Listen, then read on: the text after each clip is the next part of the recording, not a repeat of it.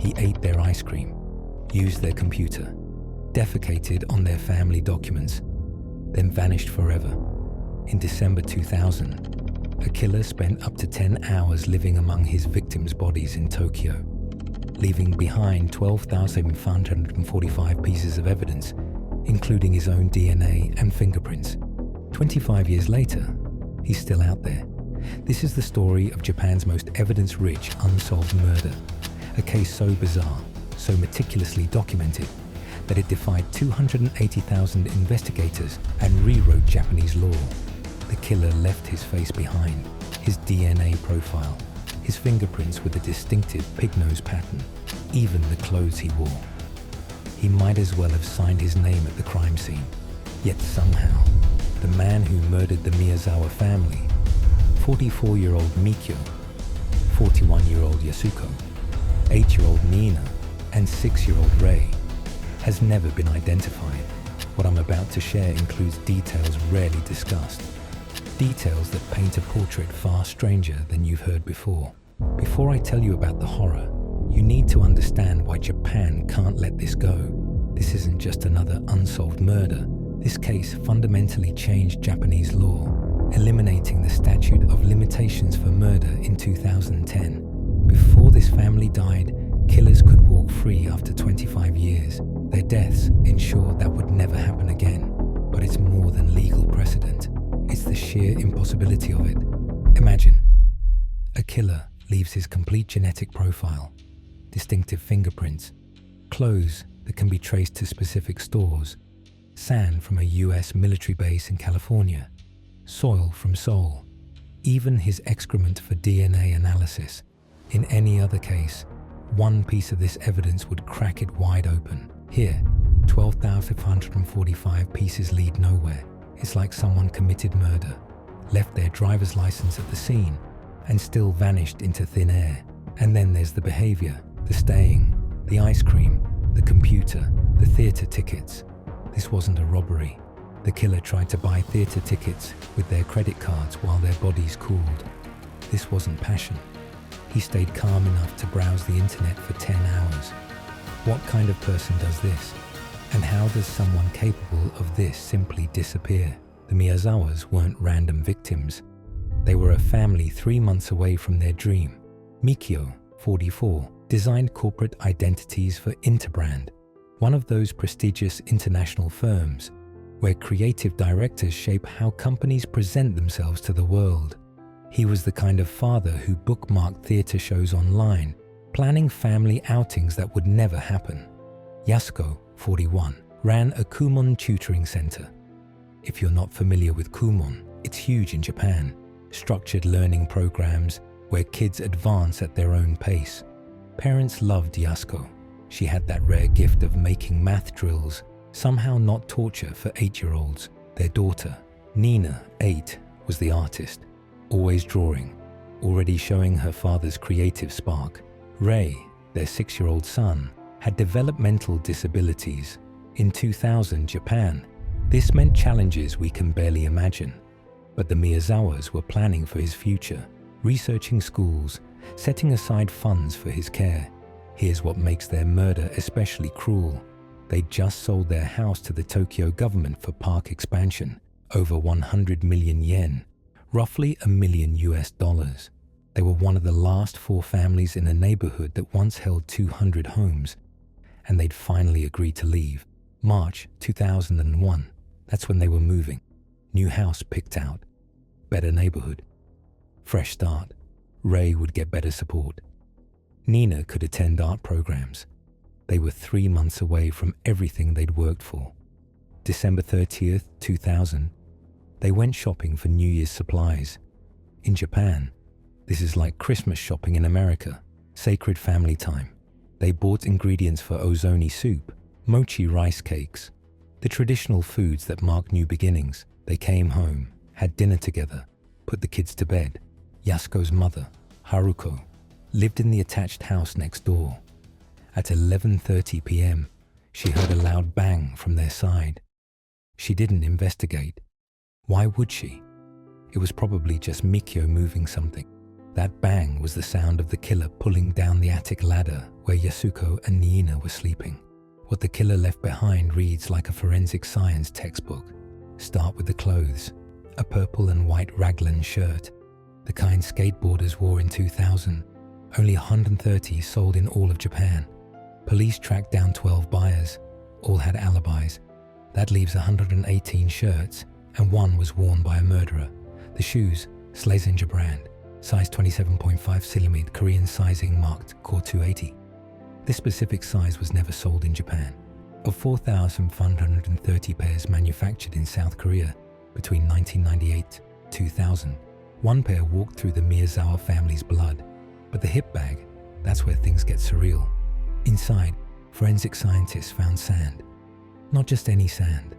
Microscopic analysis pinpointed it to within 50 miles of Edwards Air Force Base in California's Mojave Desert. Sand has a signature based on its source rocks. This was American military sand. The bag also contained skateboard grip tape, 2 strands of hair cut by clippers, traces of Dracar Noir cologne, and something investigators initially thought was stage makeup. Turned out to be fluorescent highlighter pen residue, the kind students use. His jacket pockets were a geographic diary, bird droppings from birds smaller than sparrows. The specific size was documented.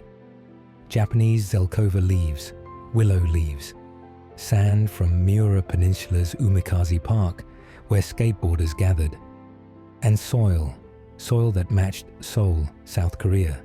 Every item washed in hard water. This matters because Japan uses soft water exclusively. Korea uses hard water. The mineral deposits don't lie. 2 black handkerchiefs, washed and ironed like a soldier would. One cut with a 3-centimeter hole, wrapped around the knife handle. A technique used by Filipino soldiers and gang members. The other folded into a perfect triangle face mask. The killer's DNA tells another story. Father's side Asian, markers found in 1 in 4 Koreans, 1 in 10 Chinese, 1 in 13 Japanese. Mother's side European, specifically from the Caucasus region. Mixed heritage that should make him findable. Age, 15 to 22 years old. Blood type A, non-smoker, no drugs. December 30th, just before midnight, the killer enters through the 2nd floor bathroom window. He's removed the screen, climbed a fence, scaled an air conditioning unit. He's carrying a sashimi knife purchased the previous day at a supermarket near Seijogakuen-mai station. Only one of that specific knife sold that day. Police confirmed this. It was a terrible weapon choice. Sashimi knives are for slicing, not stabbing. 6-year-old Ray sleeps in the room adjacent to the bathroom. The killer goes there first. No knife wounds on Ray, no defensive injuries. The killer strangled this disabled 6-year-old boy with his bare hands while he slept. Then Mikio. The father must have heard something. They meet on the stairs. The fight is vicious. Mikio gets defensive wounds on his arms, 1 finger partially severed. He's fighting for his family's lives. The sashimi knife breaks. A fragment embeds in Mikio's skull. The killer's hand is sliced to the bone, so deep that investigators found tissue on the blade. With his knife broken, the killer retreats to the kitchen for a replacement. Upstairs, Yasuko has heard everything. She pulls down the attic ladder. That's the bang at 11:30. She and 8-year-old Niina are trapped in the loft. In these moments, Yasuko does something that breaks my heart every time. She finds the first aid kit and starts bandaging Niina's wounds. These bandages, with Niina's blood, were found later. A mother trying to save her daughter even as footsteps approach. The killer returns with a kitchen knife. What happens next is different, crueler. Yasuko is stabbed in the head and chest until bones are visible through wounds. Her face is destroyed beyond recognition. Niina has her teeth knocked out, is stabbed through the cervical spinal cord. Both are attacked long after death. This isn't just murder. This is rage. Personal rage. Now the impossible part. The part that defies everything we know about criminal behavior. The killer doesn't flee. For the next 10 hours, he inhabits their home. He opens their freezer, takes out 4 containers of ice cream, but he doesn't use a spoon. He squeezes the containers and bites directly into them. Primitive, childlike, leaves containers scattered, 1 on the 2nd floor bathtub, 1 on a living room cushion, 2 by the computer. He drinks 4 bottles of barley tea. The beer is right there. The cola too. He chooses barley tea, what Japanese mothers give their children. At 1:18 a.m., he sits at Mikyo's computer for exactly 5 minutes and 18 seconds, creates a new folder, contents unknown, visits the Shiki Theatre Company website that Mikyo had bookmarked. Then he does something unprecedented in criminal history. He attempts to purchase theatre tickets using the family's credit cards. While surrounded by their bodies, the purchase fails. He ransacks their documents, personal letters, bank books, ID cards, Mikyo's work receipts, Yasuko's teaching materials, spread across tables, floors, the sofa. In the bathtub, he dumps more papers, towels, sanitary products, garbage. He's looking for something, or learning everything about the people he's killed.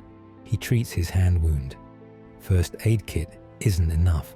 He uses Yasuko's sanitary pads, a technique taught in military training for hemorrhage control. Then, inexplicably, he peels off 1 bandage and carefully pastes it on a notebook in the living room. He uses their toilet, doesn't flush.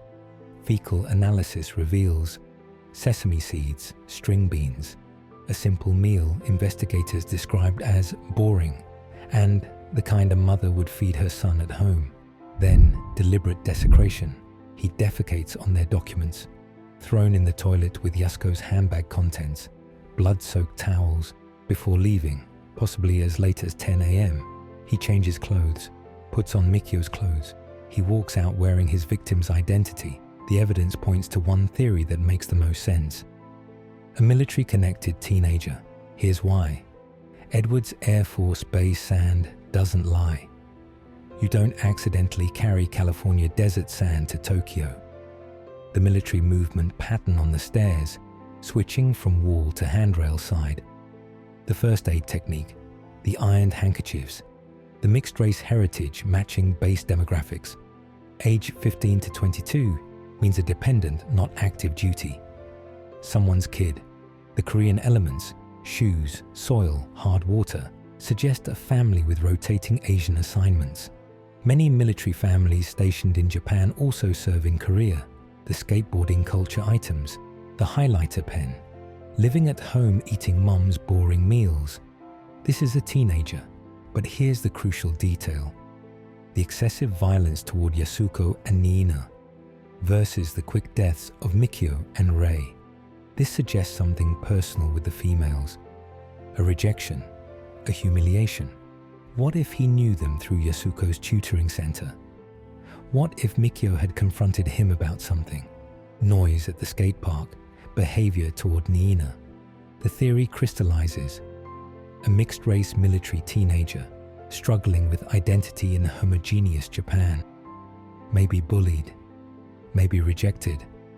Someone who knew the family had come into money. Someone who snapped. His parent gets transfer orders in early 2001. Standard military rotation. They leave Japan before he's even a suspect. Military databases aren't checked due to status of forces agreement complications. Today, he's in his 40s. Probably in America, maybe with his own family. The Japanese can't touch him. And he knows it. December 2024. Mikyo's mother Setsuko, now 93, was too frail to visit the family grave for the first time. She tells investigators she just wants answers before she dies. The house still stands, empty. The Tokyo government never tore it down. It's become a monument to the night evil visited and stayed for ice cream. Every December 30th, police return to Setagaya station with flyers. They set up a mannequin wearing clothes like the killers. The reward, 20 million yen, about $150,000, remains Japan's highest. Former police chief Takeshi Tsuchida, who led the initial investigation, now runs Sora no Kai, a victims advocacy group. He spent 25 years fighting for legal changes that would allow DNA phenotyping, familial matching, the tools that might finally crack this case. Because somewhere out there, a man in his 40s knows exactly what happened that night. He knows why he ate their ice cream, why he tried to buy those theater tickets, what he was searching for in those documents. He knows why a mother trying to save her daughter triggered such rage. The Miyazawa family deserved their new beginning. Mikio deserved to take his kids to those theater shows he bookmarked. Yasuko deserved to see her students graduate. Niina deserved to become an artist. Rei deserved the support and love his parents planned for him. They deserved to celebrate the new millennium. If you know something, if you knew someone with Edwards Air Force Base connections who left Japan suddenly in early 2001, someone who came home with a mangled hand that New Year's Eve, someone whose story never quite added up, contact Tokyo Metropolitan Police. Share this story. Keep it alive. Because sometimes the internet sees patterns that 280,000 investigators missed. The killer left 12,545 pieces of evidence. We just need one person to recognize them. What's your theory? Drop it below. And remember, the Miyazawas not as victims, but as the family they were. Creative, caring, 3 months from their dreams. They're counting on us to never forget. And somewhere, the Goldilocks killer hasn't forgotten either. If this story kept you hooked or haunted, don't forget to like, share, and subscribe. It helps us keep bringing hidden history and chilling true crime to light. Have a story you think deserves a deep dive?